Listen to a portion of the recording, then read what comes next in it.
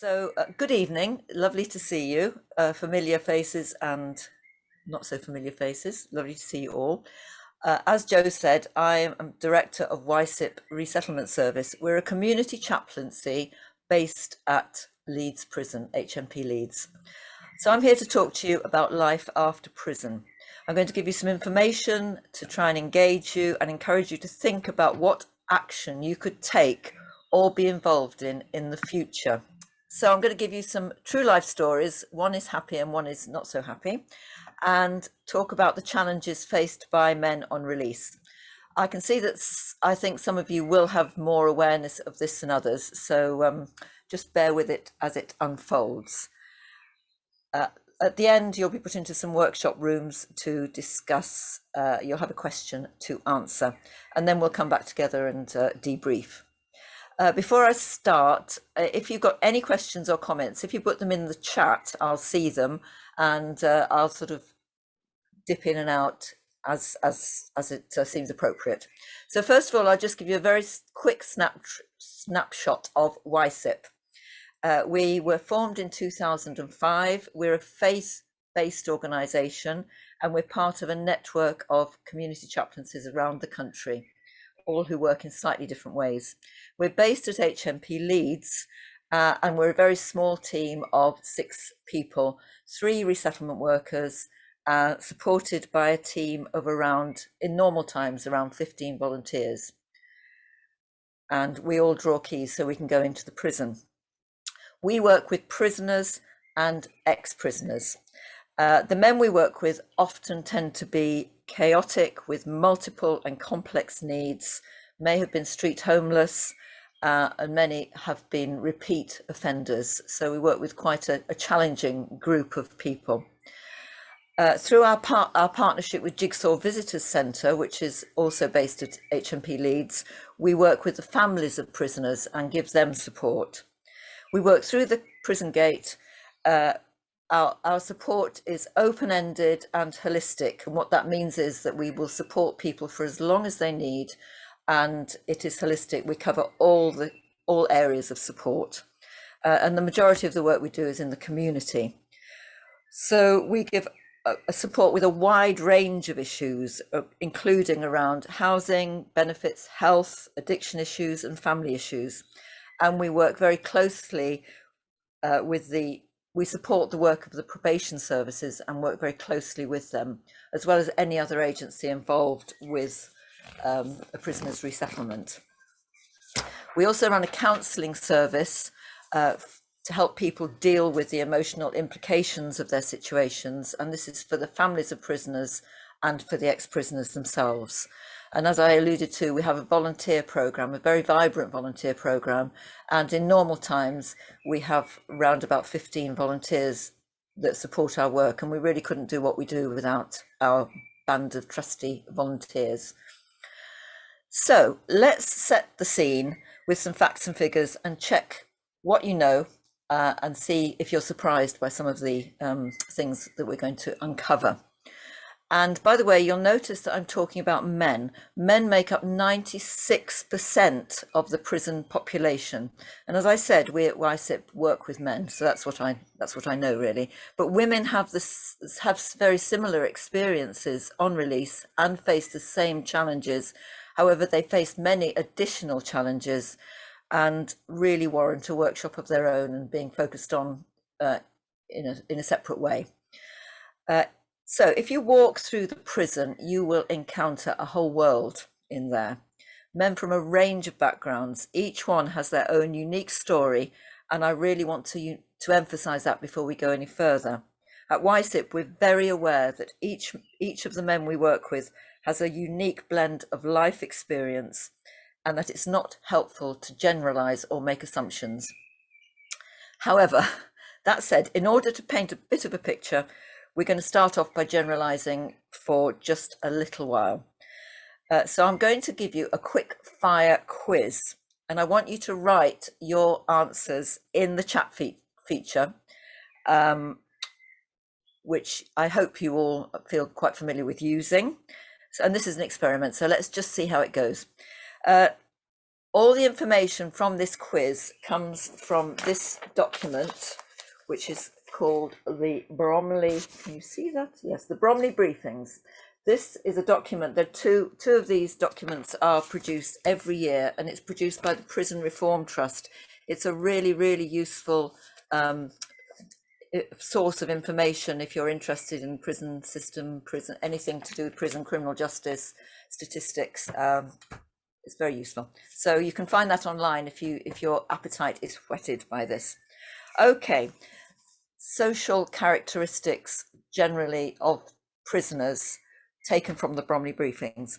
So if I tell you that in the general public, 2% of the general population of children were taken into care as adults, I want you to, as children, sorry, 2% of the population were taken into care as children. I want you to tell me what percentage you think of prisoners were taken into care. So if you do that now, and I can see what you've written.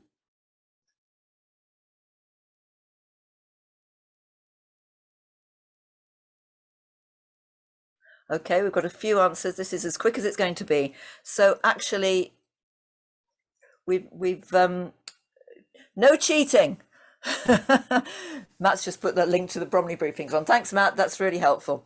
Actually, it's 24%, which is high if you consider that the general population is 2% of the general population, children were taken into care as children. 24% of the prison population are care experienced.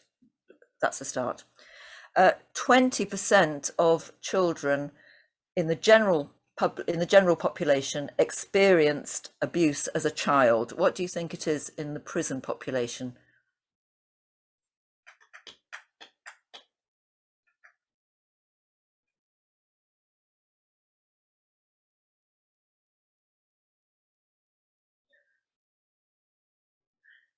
Some of you actually are overestimating, overly pessimistic, some of you. It's actually 29%. So that's not such a surprising figure. However, if we get to the observed violence in the home as a child, 14% of the general population apparently have witnessed and observed violence in the home as a child. What about the prison population?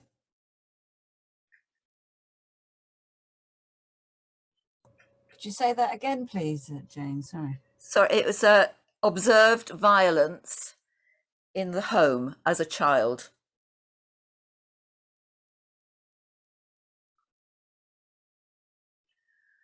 Colin's pretty much spot on there. Colin is spot on, 41%, which is quite a big jump, isn't it? Quite a big jump. And then we get on to the sort of implications of this. So 5.2% of the general population regularly truant from school. Of the prison population, what percentage of the prison population are reported to have to truant from school, do you suppose?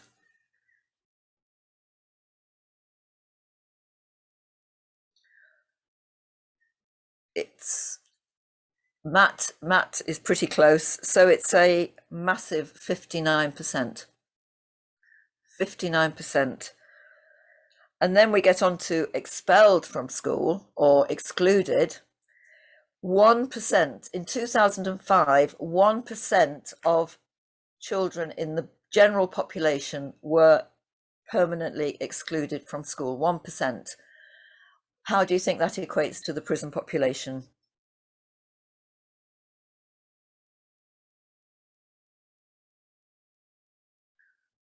I think that Joe is the closest with 42%. So you've got nearly half the prison population who were permanently excluded from school.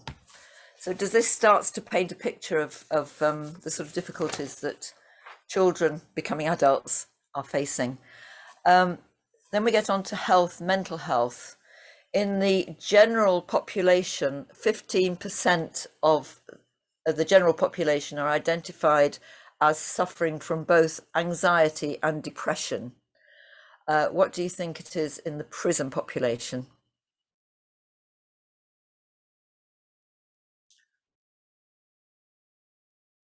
it's, yeah, you're you're over pessimistic again, actually, because it's 25%. However, that's a quarter of people in prison who are suffering, identified as suffering from anxiety and depression.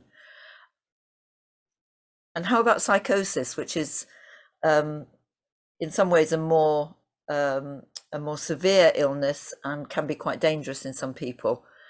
4%, just 4% of the general population have symptoms of psychosis. How about the prison population? The prison population, very poorly people. So I think it's scrolling up. So Kath, yes, Kath is right. And somebody earlier on was right. It's 16%. So it's 4 times as many as the general population. And you could actually argue that there should not be anybody in prison with psychosis, actually, couldn't you? Because it's a very serious mental illness and has, you know, a lot of implications. Then we get on to drugs. 13% of the general population admit to having used Class A drugs. What do you think the percentage of prisoners is that have used Class A drugs?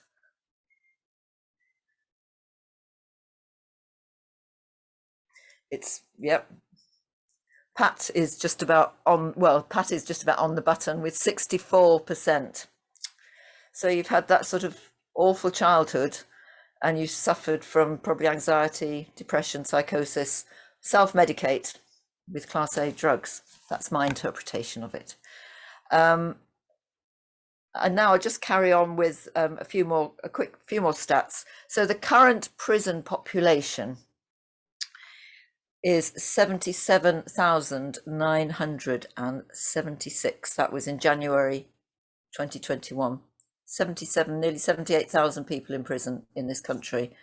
And there are about 1,200 men in HMP Leeds. I work at HMP Leeds, and when I go up and see those big imposing walls, I sometimes am very aware of the fact that there are 1,200 men living behind those walls, incarcerated behind those walls. It's an amazing thought. Actually, it doesn't actually bear thinking about because it's quite kind of creepy almost. 47,000 people were sent to prison to serve a sentence in the year up to June 2020. So 47,000 people were sentenced to prison. And the majority, this is an interesting statistic, the majority of those, 65%, had committed a non-violent offence. And you wonder, when prison is supposed to be there to rehabilitate and protect the public, 65% had not committed a violent offence, and almost half were sentenced to 6 months or less, 47%. In terms of the rehabilitation, there is no time in less than 6 months to rehabilitate people. So people who are sentenced to less than 6 months, they may lose their home, their job, family ties, and come out after 5 or 6 months in a far, far worse situation than the situation they went into, thus perpetuating their difficulties. So short sentences actually are not particularly useful. Anybody know how much, in chat room, how much does it cost to keep a man in prison for a year? You'd like to put it in the chat? Figure.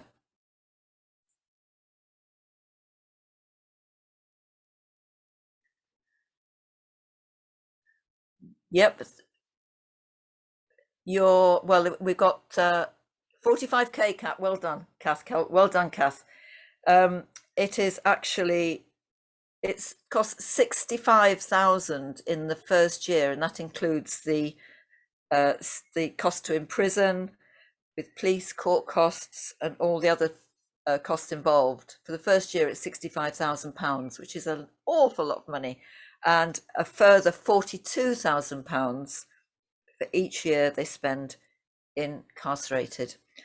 And we're coming to the end now. How many prisoners that were surveyed and said they were homeless or living in, well, I'll just tell you, over half of people released from prison between March 2019 and 20 had settled accommodation on release. Half. So that means half of the people released from prison in 2019-20 did not have settled accommodation. They went to sofa surf or sleep on in their mum's spare room, but no settled accommodation.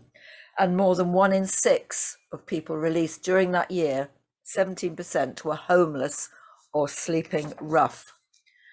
And a report on accommodation and support for adults leaving prison found that 65% of those without settled accommodation had reoffended, compared with 44% of those with settled housing. So that says it all. And it's not surprising if you think about it, is it?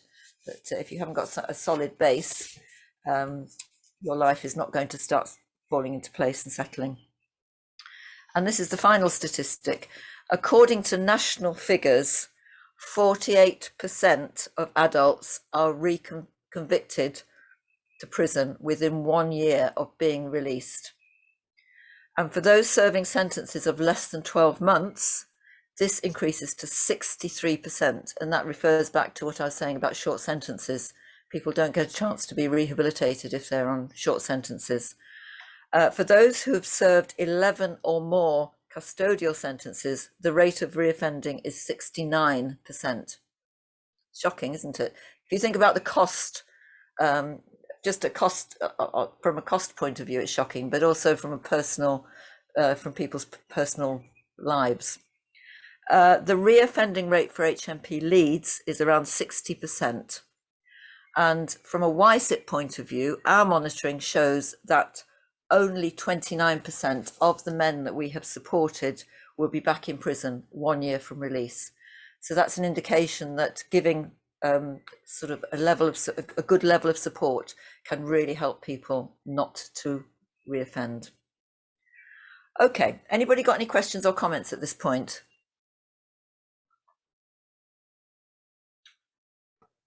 How can you get access to those reoffending rates? I'm working with St John's Approved Premise. Yep. And the Compass project. Yep. At St John's, we did an exercise a couple of years, or we wanted to do an exercise.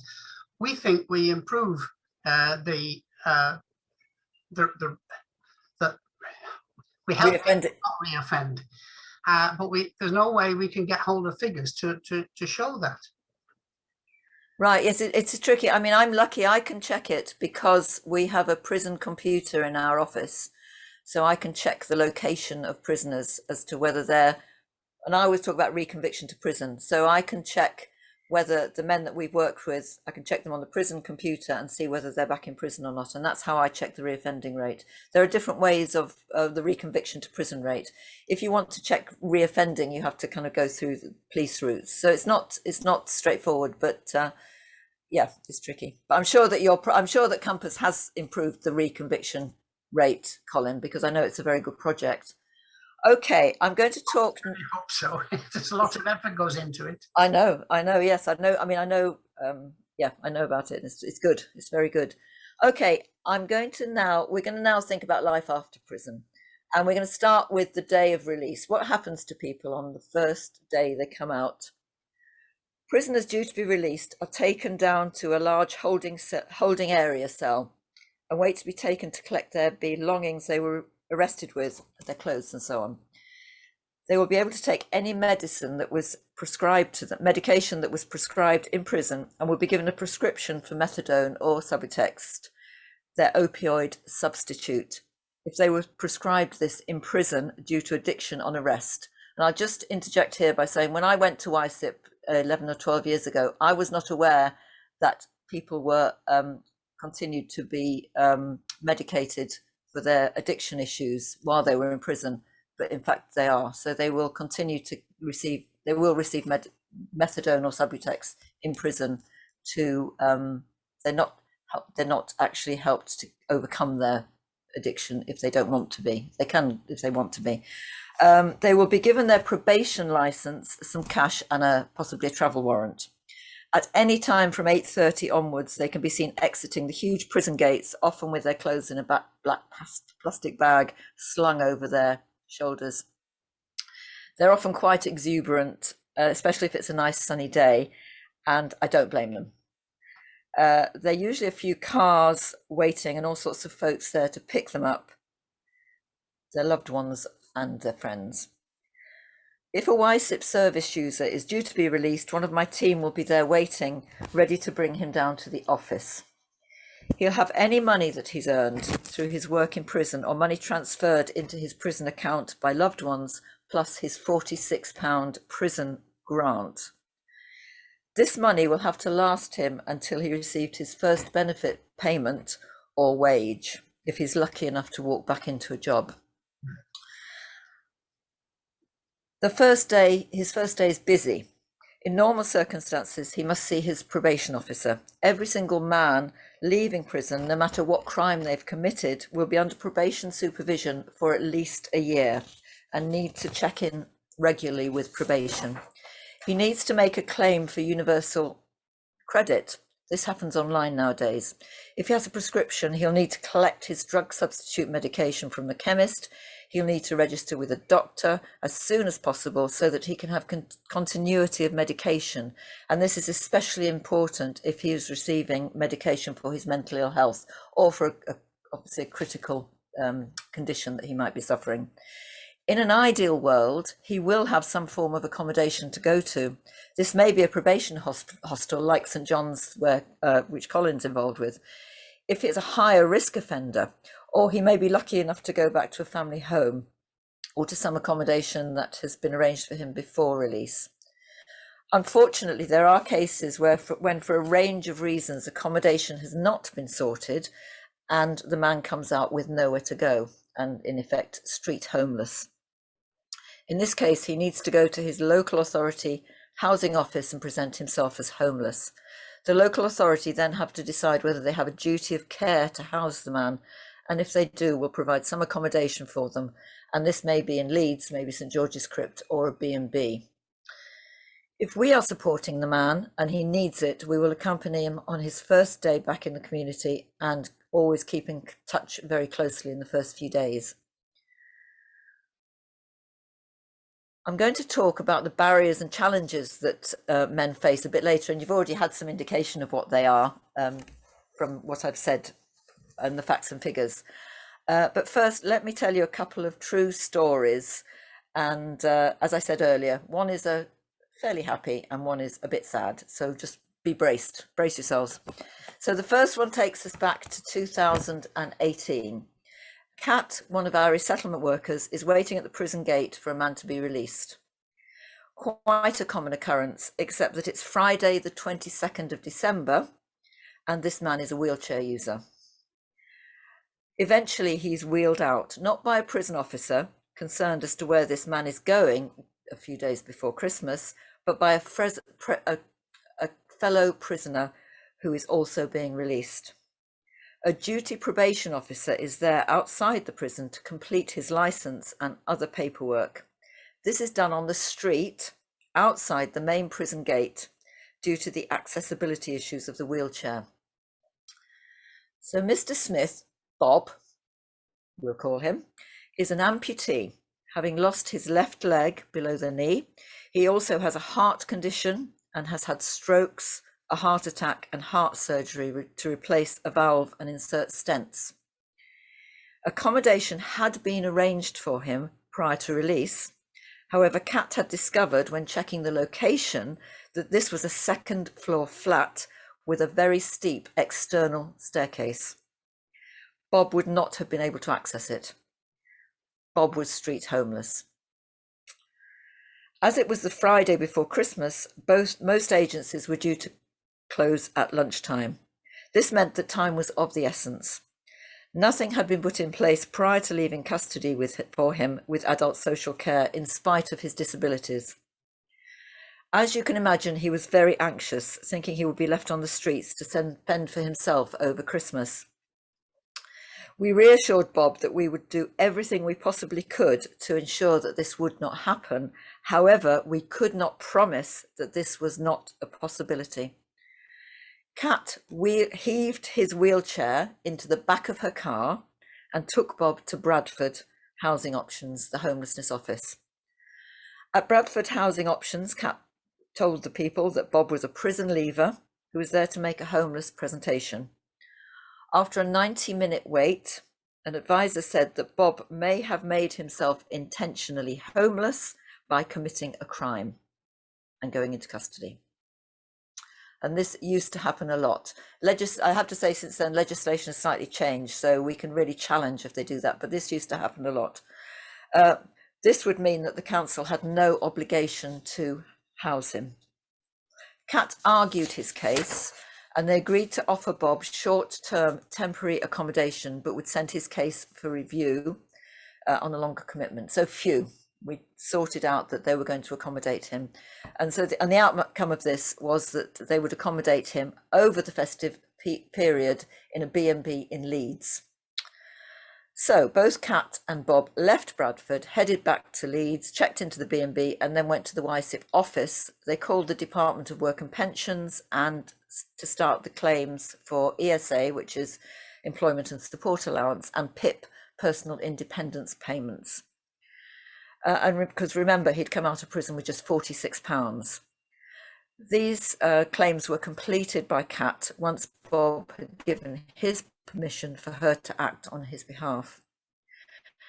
The next hurdle to overcome was to find Bob a GP and a chemist that he could access. And by this time, it was getting to 5 o'clock in the afternoon on a Friday. Thank goodness a GP surgery was found near to the B&B and the chemist was opposite.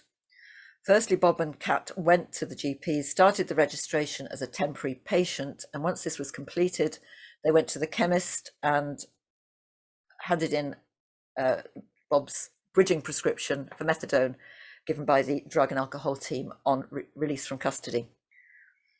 Kat then took Bob back to his accommodation and helped him in and left him to it with a WCCP food hamper. It was 6:30 in the evening. Happy Christmas, Bob, and happy Christmas, Kat. Fast forward a few months and Bob thrived in the community with the help and support of WCCP volunteers and staff. He was provided with a prosthetic leg and started to learn to walk again. He became drug-free with the support of the Drug and Alcohol Service. Bradford Housing did, in fact, withdraw all duty of care when WCCP appealed on his behalf, but this didn't go any further. Bob managed to get a supported housing property in Leeds. We had helped him to find a privately rented accessible ground floor flat, and he was applied for Leeds social housing. He underwent all the DWP health assessments and in due course received all the benefits that he was entitled to. So everything was really good and hunky-dory for Bob for quite a long time. And then sadly, very sadly, he died of a heart attack while being treated for his heart condition. So that's the sad story. But we're going to move on to George now, which is also slightly disturbing, but is slightly more positive at the end. George is 54. He has mild learning difficulties and a brain injury due to being hit over the head with a spade by his mother when he was a child. He suffers from mental ill health. He has committed violent offences, mainly against family members, and when we first met him, he was considered to be quite high risk due to his volatile temper. George went to St George's Crypt on release. We supported him to get council accommodation, and he eventually moved into a one-bedroom flat. The problem was that George was not coping well living alone. He never really got the hang of looking after himself, washing himself and his clothes and going shopping. He was socially isolated, barely leaving his flat with no support network. WCCP supported him quite intensively with all staff and quite a few volunteers getting involved, taking him shopping and showing him how to clean his flat and so on.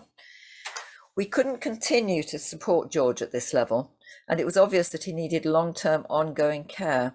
So we made a referral to adult social care and eventually an appointment was made for an assessment. We went to his flat to support him on the day of the assessment, but was shocked when we found him in significant distress following a nasty fall. This caused him to be hospitalised for 4 months, and he actually couldn't walk. He was bedridden for nearly 4 months, and nobody really knew why. And we visited him throughout his stay in hospital. Eventually, it came to light that he was diagnosed with Parkinson's disease. He was in the early stages of Parkinson's disease, which was explained quite a lot. WCCP were instrumental in arranging his discharge, liaising with the hospital discharge team and social services throughout. With our prompting, social services arranged for carers to visit 3 times a day and get him into a routine after his stay in hospital. In due course, he was discharged from the service and was allocated a council support worker to help him with daily tasks such as shopping and attending social outings. Pre-COVID, George attended People in Action and the old fire station in Gipton for activities and groups. Over time, his confidence and personal skills grew tremendously, and he learnt to manage his anger much better. Prior to COVID, he had a full diary with different activities almost every day of the week. Once he'd been given his support worker, we closed George's case. Pre-COVID, he still found the time to come to WCCP for a cup of tea and catch up every so often. His favourite activity is going to watch Leeds play at Elland Road, something he'd not done in 20 years. So that's a really happy story, and everything turned out as well as it could for George, which is nice. How are we doing for time?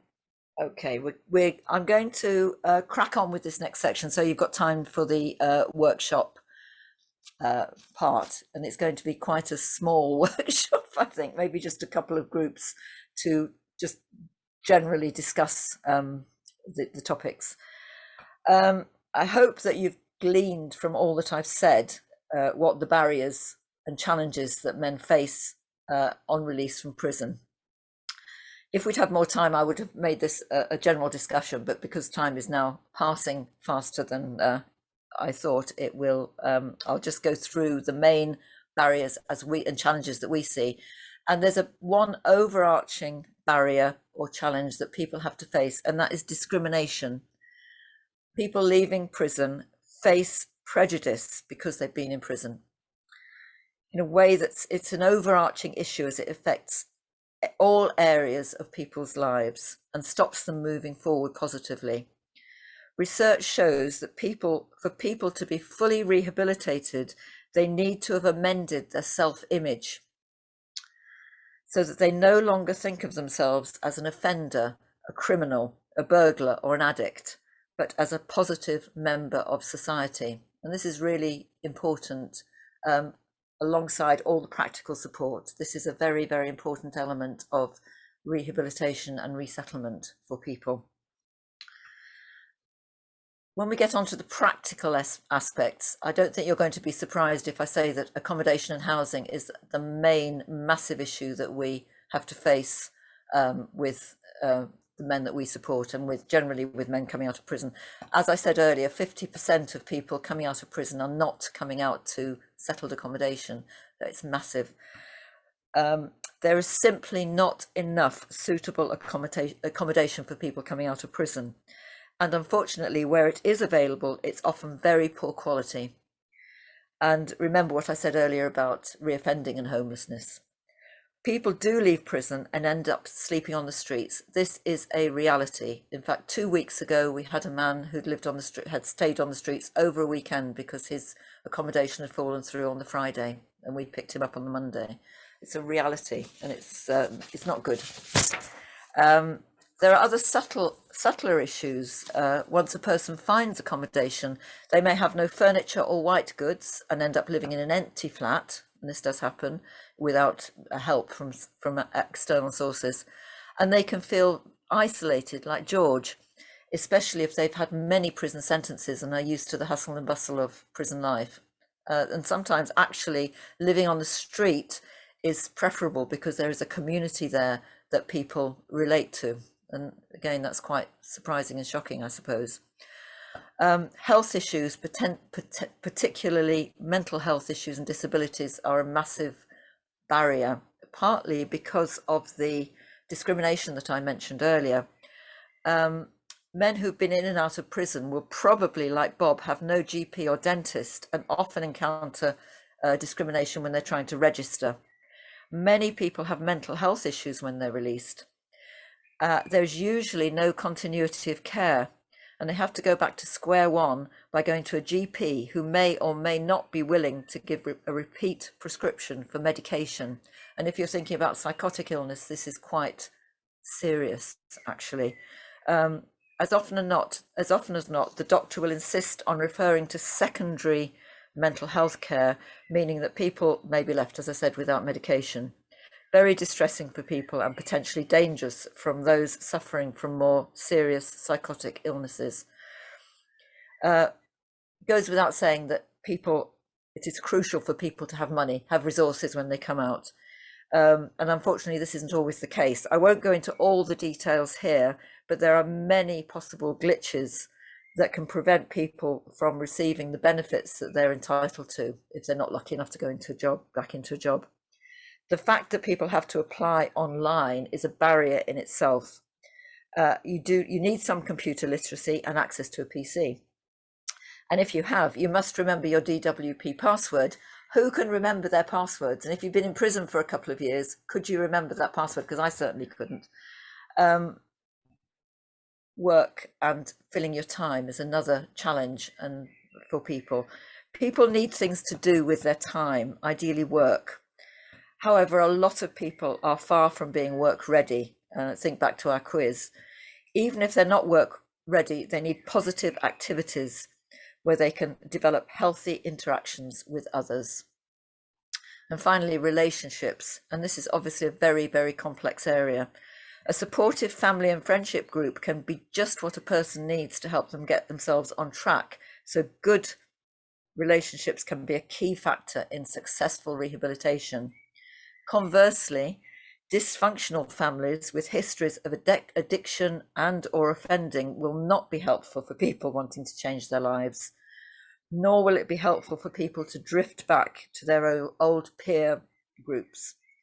And this links into activity, having something to do. Positive activity and the involvement in new communities can be really key and important here. So this all maybe paints a bit of a gloomy picture. However, before you go into your workshops, I would like to reassure you that many people do overcome all the barriers that I've described and go on to live positive, constructive lives, sometimes with the support of organisations like WCCP.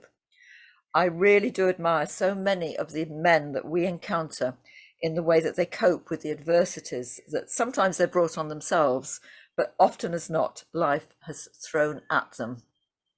So just hold on to that. So it's not all gloom and doom. And we are always very, very hopeful at WCCP that we always take a positive, hopeful stance that people can and will change.